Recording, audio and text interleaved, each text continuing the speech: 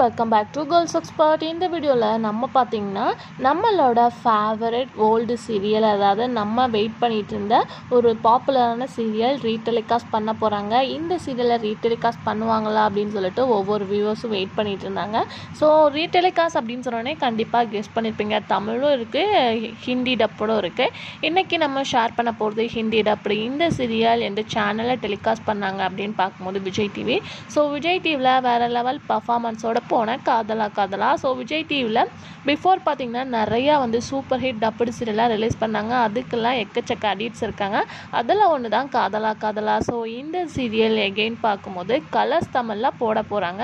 Already நீங்கள் இப்போ must watch பண்ணியிருப்பீங்க கலைஞர் டிவியில் உள்ளம் கொள்ளை போகுதடா, அதுக்கு ஆஃப்டர் புது வசந்தம்.